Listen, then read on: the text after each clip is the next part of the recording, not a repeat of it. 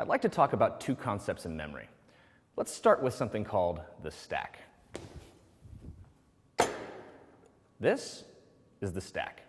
Whenever you have a block of code, everything that happens inside of that block of code is put on the stack. So let's say I wanted to create an integer I that's equal to 42. This primitive is put on the bottom of the stack.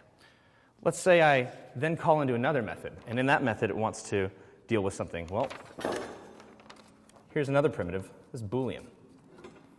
Now, if we're all in the same block of code, we all share the same stack. If we're calling to a different method, we don't have the same stack. Each method has its own stack, and it's a very efficient way to deal with these primitives. What happens if you want something more complex? For instance, an object, like so. Well,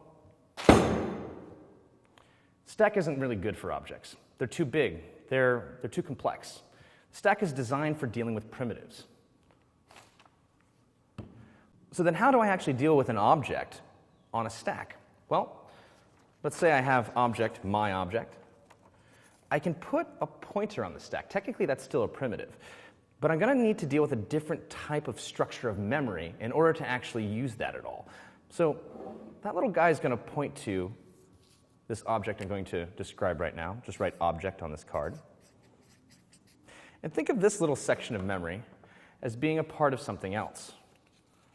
If it were arranged like this, as a stack, it'd be really easy to go through. But unfortunately, you can think of the rest of memory that isn't in your local stack as kind of being like this. That's why we call it the heap. In fact, in order to deal with the heap, you have a pointer, and when you set it equal to something, you kind of have to go through here and find a space to allocate it, and then put it there. And yeah, it will point there, but it's a very slow process. Primitives on the stack are very fast, but these things are much slower. In fact, we have to go through them one bit at a time in order to find anything.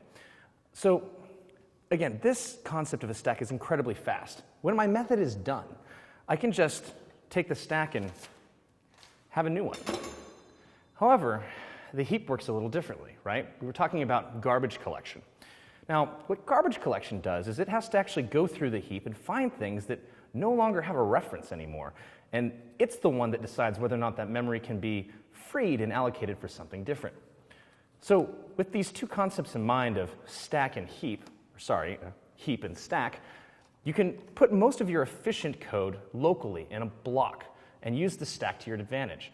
And save the heap for situations where only you need state to stay around. And now you know the difference between stack and heap.